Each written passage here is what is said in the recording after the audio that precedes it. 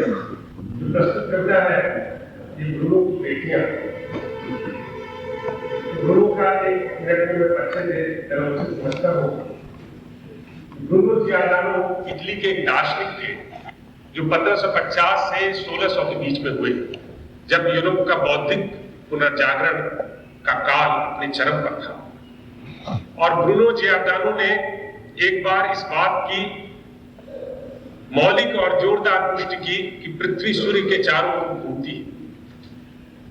लेकिन उस समय दर्शन जगत पर चर्च, ईसाईयत और पोप की जागीरदारी थी। उन्होंने उसको चुनौती दी क्योंकि पोप ये नहीं मानते थे कि पृथ्वी सूर्य के चारों ओर घूमती है। उन्होंने कहा कि पृथ्वी सूर्य के चारों ओर घूमती है, इसलिए उनको कैद में डाला गया। 8 साल ब्रूनो जियादानो कैद में रहे और फिर उनसे पूछा गया कि क्या पृथ्वी सूर्य के चारों ओर घूमती है। उन्होंने कहा कि जी हाँ, बिल्कुल पृथ्वी सूर्य के चारों ओर घूमती है। तब उन्हें जिंदा जला दिया गया ब्रूनो जियादानो। तो ये जो न्याय की और वैज्ञानिक अवधारणाओं की परंपरा शुरू हुई, उसी के क्रम में पिछले दिनों बिहार में भी अधिकांशतः आपने ये देखा होगा कि जहां भी किसानों के आंदोलन तेज हुए, वहां पूरे के पूरे टोले में आग लगा दी गई और ये समझा गया कि वो आग बुझ जाने के बाद या वहां जल गए जो शव थे, उनके बाद वहां कोई स्मृति शेष नहीं रह गई। इसी को आधार मानकर ये कविता लिखी गई है। सुना जाए। ब्रूनो की बेटियां, वे खुद टाट और काई से नहीं बनी थी, उनकी माताएं थीं और वे खुद माताएं थीं। वे खुद टाट और काई से नहीं बनी थीं, उनकी माताएं थीं और वे खुद माताएं थीं। उनके नाम थे जिन्हें बचपन से ही पुकारा गया। हत्या के दिन तक उनकी आवाज में भी जिन्होंने उनकी हत्या की। वे खुद टाट और काई से नहीं बनी थीं, उनकी माताएं थीं और वे खुद माताएं थीं। उनके नाम थे जिन्हें बचपन से ही पुकारा गया। हत्या के दिन तक उनकी आवाज में भी जिन्होंने उनकी हत्या की। उनके चेहरे थे, शरीर थे और केश थे। उनके चेहरे थे, शरीर थे और केश थे और उनकी परछाइयां थी धूप में। उनके चेहरे थे, शरीर थे, केश थे और उनकी परछाइयां थी धूप में। गंगा के मैदानों में उनके घंटे थे काम करने। उनके चेहरे थे, शरीर थे, केश थे और उनकी परछाइयां थी धूप में। गंगा के मैदानों में उनके घंटे थे काम करने के। और हर बार मजदूरी उन्हें देनी पड़ी, और हर बार मजदूरी उन्हें देनी पड़ी जैसे देखना पड़ा पूरी पृथ्वी को गैलीलियो की दूरबीन से। और हर बार मजदूरी उन्हें देनी पड़ी जैसे देखना पड़ा पूरी पृथ्वी को गैलीलियो की दूरबीन से। वे राग और झूठ नहीं थी, माताएं थी। वे राग और झूठ नहीं थी, माताएं थी। और कौन कहता है, कौन वहशी कि उन्होंने बगैर किसी इच्छा के जन्म दिया। और कौन कहता है, कौन वहशी कि उन्होंने बगैर किसी इच्छा के जन्म दिया। उदासीनता नहीं थी उनका गर्भ, गलती नहीं थी उनका गर्भ, आदत नहीं थी उनका गर्भ, कोई नशा, कोई हमला नहीं था उनका गर्भ। उदासीनता नहीं थी उनका गर्भ, गलती नहीं थी उनका गर्भ, आदत नहीं थी उनका गर्भ, कोई नशा, कोई हमला नहीं था उनका गर्भ। उनके भी 9 महीने थे, उनके भी 9 महीने थे। किसी व्हेल के भीतर नहीं, पूरी दुनिया में, पूरी दुनिया के 9 महीने।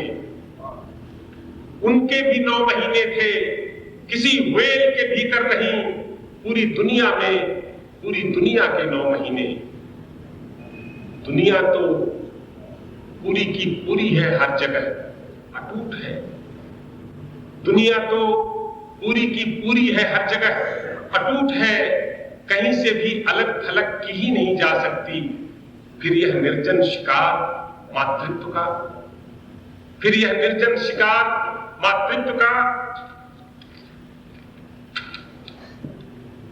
तुम कभी नहीं चाहते कि पूरी दुनिया उस गांव में आए जहां उन मजदूर औरतों की हत्या की गई। तुम कभी नहीं चाहते कि पूरी दुनिया उस गांव में आए जहां उन मजदूर औरतों की हत्या की गई। किस देश की नागरिक होती है वे जब उनके अस्तित्व के सारे सबूत मिटाए जाते हैं? किस देश की नागरिक होती हैं वे जब उनके अस्तित्व के सारे सबूत मिटाए जाते हैं? कल शाम तक और कल आधी रात तक वे पृथ्वी की आबादी में थी। कल शाम तक और कल आधी रात तक वे पृथ्वी की आबादी में थी। जैसे खुद पृथ्वी, जैसे खुद हत्यारे, जैसे खुद पृथ्वी, जैसे खुद हत्यारे। लेकिन आज की सुबह, जबकि कल रात उन्हें जिंदा जला दिया गया, लेकिन आज की सुबह जबकि कल रात उन्हें जिंदा जला दिया गया, क्या सिर्फ जीवित आदमियों पर ही टिकी है जीवित आदमियों की दुनिया? क्या सिर्फ जीवित आदमियों पर ही टिकी है जीवित आदमियों की दुनिया? आज की सुबह भी वे पृथ्वी की आबादी में है। आज की सुबह भी वे पृथ्वी की आबादी में है। उनकी सहेलियां हैं, उनके कर्म, उनकी असफलताएं हैं जिनसे प्रभावित हुआ है भारतीय समाज। उनकी सहेलियां हैं, उनके कवि हैं, उनकी असफलताएं हैं जिनसे प्रभावित हुआ है भारतीय समय। सिर्फ उनका वर्ग ही उनका समय नहीं है, सिर्फ उनका वर्ग ही उनका समय नहीं है। कल शाम तक यह जली हुई जमीन कच्ची मिट्टी के दिए की तरह लौटेगी। कल शाम तक यह जली हुई जमीन कच्ची मिट्टी के दिए की तरह लौटेगी और अपने नए बाशिंदों को बुलाएगी। ये कविता का पहला हिस्सा। दूसरा हिस्सा, वे खाना बदोश नहीं थी। कुएं के जगत पर उनके घड़ों के निशान हैं। वे खाना बदोश नहीं थी। कुएं के जगत पर उनके घड़ों के निशान हैं। उनकी कुल्हाड़ियों के दाग शीशम के सफेद तने पर बांध पर उतरने के लिए टिकाए गए उनके पत्थर। वे खाना बदोश नहीं थी। कुएं के जगत पर उनके घड़ों के निशान हैं। उनकी कुल्हाड़ियों के दाग शीशम के उस सफेद तने पर बांध पर उतरने के लिए टिकाए गए उनके पत्थर। उनके रोज रोज से रास्ते बने हैं मिट्टी के ऊपर। उनके रोज रोज से रास्ते बने हैं मिट्टी के ऊपर। वे अचानक कहीं से नहीं बल्कि नील के किनारे किनारे चलकर पहुंची थी यहां तक। वे अचानक कहीं से नहीं बल्कि नील के किनारे किनारे चलकर पहुंची थी यहां तक। उनके दरवाजे थे, उनके दरवाजे थे जिनसे दिखते थे पालने, केश बांधने के रंगीन फीते, पपीते के पेड़, ताजा कटी घास और तंबाकू के पत्ते जो धीरे धीरे सूख रहे थे और सांप मारने वाली बर्छी थी। उनके दरवाजे थे जिनसे दिखते थे पालने, केश बांधने के रंगीन फीते, पपीते के पेड़, ताजा कटी घास और तंबाकू के पत्ते जो धीरे धीरे सूख रहे थे और सांप मारने वाली बर्छी। वे धब्बा और शोर नहीं थी। वे धब्बा और शोर नहीं थी। उनके चिराग थे, जानवर थे, घर थे। वे धब्बा और शोर नहीं थी। उनके चिराग थे, जानवर थे, घर थे। उनके घर थे जहां आग पर देर तक चने की दाल सींचती थी। उनके घर थे जहां देर तक आग पर चने की दाल सींचती थी, आटा गूंथा जाता था, आटा गूंथा जाता था। वहां मिट्टी के बर्तन में नमक था जो रिश्ता था बारिश के दिनों में। वहां मिट्टी के बर्तन में नमक था जो रिश्ता था बारिश के दिनों में। उनके घर थे जो पड़ते थे बिल्लियों के रास्तों, उनके घर थे जो पड़ते थे बिल्लियों के रास्तों में। वहां रात ढलती थी, वहां रात ढलती थी, चांद गोल बनता था। वहां रात ढलती थी, चांद गोल बनता था। दीवारें थी, दीवारें थी, उनके आंगन थे जिनमें तिनके उड़कर आते थे, जिन्हें चिड़िया पकड़ लेती थी हवा में। दीवारें थी, उनके आंगन थे जिनमें तिनके उड़कर आते थे, जिन्हें चिड़िया पकड़ लेती थी हवा में ही। वहां कल्पना थी, वहां कल्पना थी, वहां स्मृति थी। तीसरा हिस्सा, माफ कीजिए थोड़ी सांस ले रहा हूं।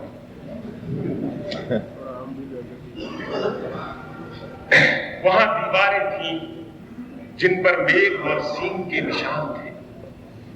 वहां दीवारें थी जिन पर मेघ और सींग के निशान थे। दीवारें थी जो रोकती थी झाड़ियों को आंगन में जाने से। घर की दीवारें बसने की ठोस इच्छाएं, बाद में लीजिएगा, माफ कीजिए दूरदर्शन के साथियों, 2 मिनट रुक जाइए, पढ़ लेने दीजिए, उसके बाद आप थोड़ा सा 1 मिनट उसको ऑफ कीजिए, पूरी लय टूट जाएगी दोस्त। वहां दीवारें थी जिन पर मेघ और सींग के निशान थे। दीवारें थी जो रोकती थी झाड़ियों को आंगन में जाने से। घर की दीवारें बसने की ठोस इच्छाएं, घर की दीवारें बसने की ठोस इच्छाएं, उन्हें मिट्टी के गीले लोदों से बनाया था उन्होंने, शाही के कांटों से नहीं, भालू के नाखून से नहीं। घर की दीवारें बसने की ठोस इच्छाएं, उन्हें मिट्टी के गीले लोदों से बनाया था उन्होंने, शाही के कांटों से नहीं, भालू के नाखून से नहीं। कौन मक्कार उन्हें जंगल की तरह दिखाता है अपने कैमरों से रंगीन पर्दों पर। कौन मक्कार उन्हें जंगल की तरह दिखाता है अपने कैमरों से रंगीन पर्दों पर। वे मिट्टी की दीवारें थीं, प्राचीन चट्टानें नहीं, उन पर हर साल नई मिट्टी चढ़ाई जाती थी। वे मिट्टी की दीवारें थीं, प्राचीन चट्टानें नहीं, उन पर हर साल नई मिट्टी चढ़ाई जाती थी। वे उनके घर थे, इंतजार नहीं। वे उनके घर थे, इंतजार नहीं। पेड़ के कोटर नहीं, उड़ रही चील के पंजों में दबोचे गए चूहे नहीं, सिंह के जबड़े में नहीं थे उनके घर, पूरी दुनिया के नक्शे में थे एक जगह पूरे के पूरे। वाह वाह वाह वाह, बहुत बढ़िया। 5वां हिस्सा है। पिछले दिनों बहुत सारी ऐसी कविताएं लिखी गई जिनमें श्रमजीवियों के सौंदर्य का वर्णन अद्भुत किया गया। मैं उनका आभारी जरूर हूं, लेकिन मैं ये जरूर चाहता हूं कि सौंदर्य के साथ साथ संघर्ष भी चित्रित हो। वे इतनी सुबह काम पर आती थी, उनके आंचल भीग जाते थे ओस से और तुरंत डूबे चांद से। वे इतनी सुबह काम पर आती थी, उनके आंचल भीग जाते थे ओस से और तुरंत डूबे चांद से। वे इतनी सुबह आती थी। वे कहां आती थी? वे कहां आती थी? वे क्यों आती थी इतनी सुबह? किस देश के लिए आती थी इतनी सुबह? वे इतनी सुबह आती थी। वे कहां आती थी? वे कहां आती थी? क्यों आती थी इतनी सुबह? किस देश के लिए आती थी इतनी सुबह? क्या वे सिर्फ मालिकों के लिए आती थी इतनी सुबह? क्या मेरे लिए नहीं? क्या तुम्हारे लिए नहीं? क्या उनका इतनी सुबह आना सिर्फ अपने परिवारों का पेट पालना था? क्या उनका इतनी सुबह आना सिर्फ अपने परिवारों का पेट पालना था? कैसे देखते हो तुम इस श्रम को? कैसे देखते हो तुम इस श्रम को? भारतीय समुद्र में जो तेल का कुआं खोदा जा रहा है, क्या वह सिर्फ एक सरकारी काम है? क्या वह मेरी जिंदगी से बाहर है? भारतीय समुद्र में जो तेल का कुआं खोदा जा रहा है, क्या वह सिर्फ एक सरकारी काम है? क्या वह मेरी जिंदगी से बाहर है? कैसे देखते हो तुम श्रम को? छठा हिस्सा है कि शहर सिर्फ जेल और हारे हुए मुकदमे नहीं थे उनके लिए। शहर सिर्फ जेल और हारे हुए मुकदमे नहीं थे उनके लिए। उन्होंने शहरों को देखा था किसी जंगली जानवर की आंख से नहीं। उन्होंने शहरों को देखा था किसी जंगली जानवर की आंख से नहीं। शहर उनकी जिंदगी में आते जाते थे सिर्फ सामान और कानून बनकर नहीं, सबसे अधिक उनके बेटों के साथ था, जो इस समय भी वहां चिमनियों के चारों ओर दिखाई दे रहे। शहर उनकी जिंदगी में आते जाते थे सिर्फ सामान और कानून बनकर नहीं, सबसे अधिक उनके बेटों के साथ साथ, जो इस समय भी वहां चिमनियों के चारों ओर दिखाई दे रहे। आखिरी हिस्सा है कविता का कि उनकी हत्या की गई, उन्होंने आत्महत्या नहीं की। उनकी हत्या की गई, उन्होंने आत्महत्या नहीं की। इस बात का महत्व और उत्सव कभी धूमिल नहीं होगा मेरी कविता में। उनकी हत्या की गई, उन्होंने आत्महत्या नहीं की। इस बात का महत्व और उत्सव कभी धूमिल नहीं होगा कविता में। वह क्या था उनके होने में जिसके चलते उन्हें जिंदा जला दिया गया? वह क्या था उनके होने में जिसके चलते उन्हें जिंदा जला दिया गया? एक ऐसे देश के सामने जहां संसद लगती है, एक ऐसे देश के सामने जहां संसद लगती है, वह क्या था उनके होने में जिसे खरीदा नहीं जा सका, जिसका इस्तेमाल नहीं किया जा सका, जिसे सिर्फ आग से जलाना पड़ा, वह भी आधी रात में कायरों की तरह बंदूकों के घेरे में। बातें बार बार दोहरा रहा हूं मैं, बातें बार बार दोहरा रहा हूं मैं, एक साधारण सी बात का विशाल प्रचार कर रहा हूं। बातें बार बार दोहरा रहा हूं मैं, एक साधारण सी बात का विशाल प्रचार कर रहा हूं। मेरा सब कुछ निर्भर करता है इस साधारण सी बात पर कि वह क्या था उनके होने में जिसे जलाकर भी नष्ट नहीं किया जा सकता। वाह।